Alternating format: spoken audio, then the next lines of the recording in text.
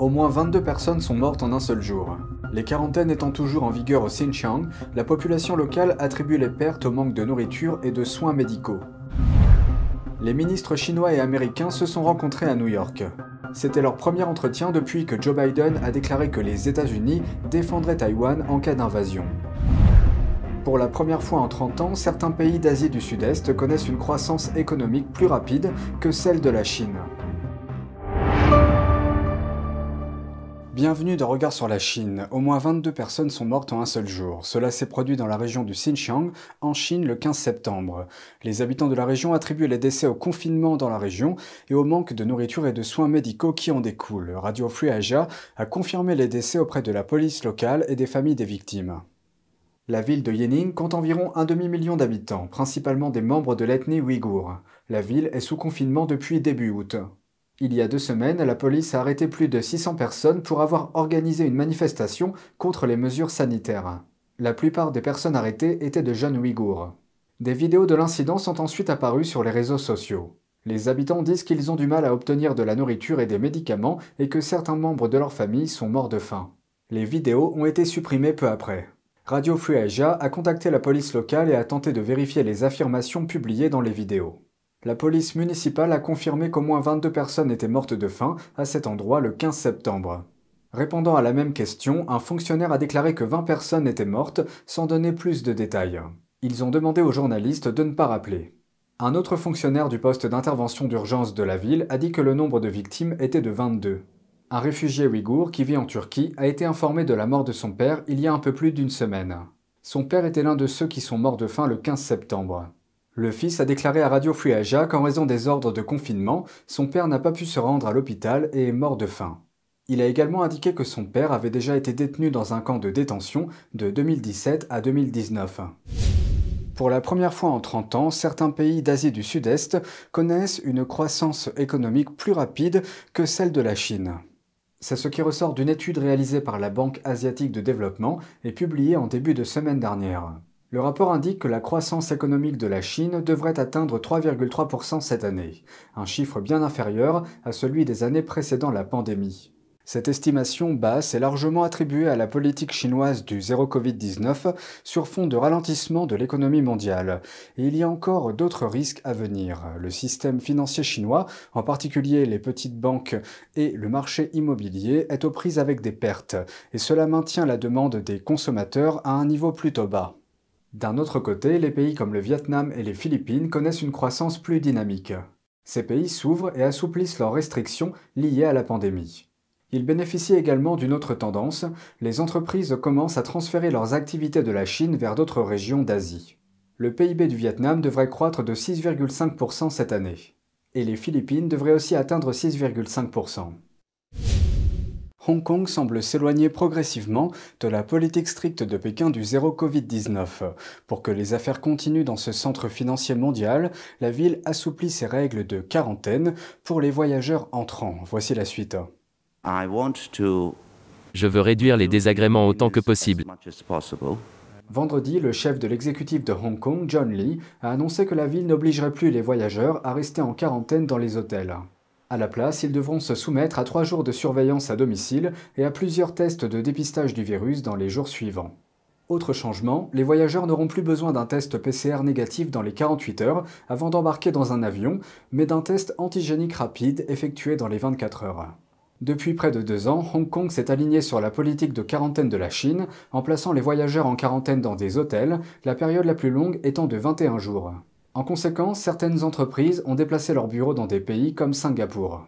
Les restrictions frontalières ayant été largement réouvertes dans le monde entier, les entreprises exhortent Hong Kong à faire de même. Je suis heureux. Comme je l'ai dit, Hong Kong, il est grand temps de s'ouvrir. Nous devons rester compétitifs sur les marchés mondiaux, créer des emplois et relancer l'économie. J'ai hâte de voyager à nouveau. Cela fait des années, je veux rentrer chez moi, aller à Taïwan et en Amérique, pour voir ma famille. Certains événements de premier plan doivent se tenir dans la ville au cours des prochains mois, comme un sommet bancaire international et un tournoi de rugby.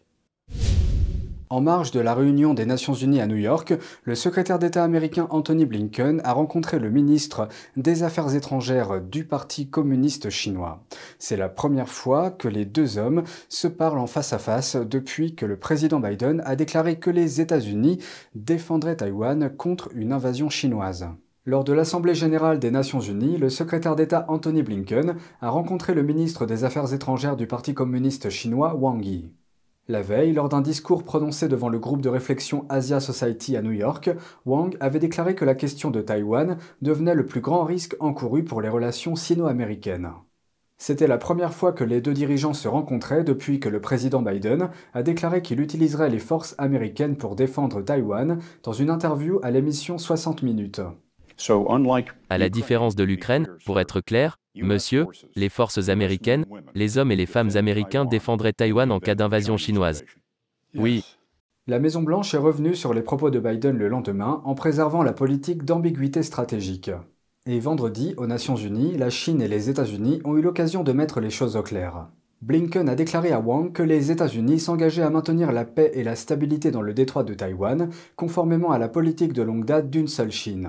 Blinken a également rencontré des dirigeants de l'Alliance du Quad. Je pense que nos 4 pays savent très bien que les défis importants auxquels nous sommes confrontés, ainsi que les opportunités qui s'offrent à nous, exigent plus que jamais que nous travaillions ensemble. Les 4 dirigeants ont assisté à une cérémonie en lien avec la question de l'assistance humanitaire et des secours en cas de catastrophe. La Floride prend des mesures pour bloquer l'influence de nations étrangères hostiles, notamment la Chine. Le gouverneur Ron DeSantis a signé un décret jeudi qui interdira aux entreprises liées à ces pays d'obtenir des technologies et des services en Floride. Parallèlement au décret de jeudi, le gouverneur DeSantis a annoncé que d'autres mesures seraient proposées lors de la prochaine session législative. Il est clair que lorsque l'on parle du PCC et que l'on parle de pays comme celui-là, nous devons garder une certaine distance. Nous devons avoir une couche de protection pour les habitants de Floride. La proposition de loi portera sur la cybersécurité, l'immobilier et le milieu universitaire. La Floride compte 7 pays préoccupants sur sa liste. Ces pays sont la Chine, Cuba, la Russie, l'Iran, la Corée du Nord, la Syrie et le Venezuela. Ces mesures visent à rendre plus difficile pour ces pays de se livrer à des opérations d'espionnage ou d'influence à l'intérieur des frontières de la Floride. La première mesure interdira à l'État et aux collectivités locales de passer des contrats avec des entreprises détenues, contrôlées ou basées en Chine et dans d'autres pays étrangers préoccupants si le contrat donne accès aux informations personnelles des Floridiens. Ce sont des choses comme les numéros de sécurité sociale, des choses comme les informations de votre compte bancaire, et comme vos dossiers médicaux. Cela ne devrait pas être entre les mains du Parti communiste chinois. La seconde empêchera la Chine et d'autres pays considérés comme malveillants d'acheter des terres agricoles en Floride et des terrains proches des bases militaires de l'État. La troisième mesure annoncée par DeSantis interdira aux universités de Floride et à leur personnel d'accepter des cadeaux de toute personne ou entité affiliée à la Chine ou à d'autres pays hostiles aux intérêts américains. DeSantis a également mentionné le rôle du régime chinois dans la pandémie de Covid-19, ses efforts pour dissimuler l'origine du virus et le rôle qu'il joue dans la fabrication et l'expédition de fentanyl au cartel de la drogue au Mexique qui s'introduisent aux États-Unis par la frontière sud. Il affirme qu'il continuera à lutter contre l'influence du PCC et à s'opposer fermement à leur idéologie.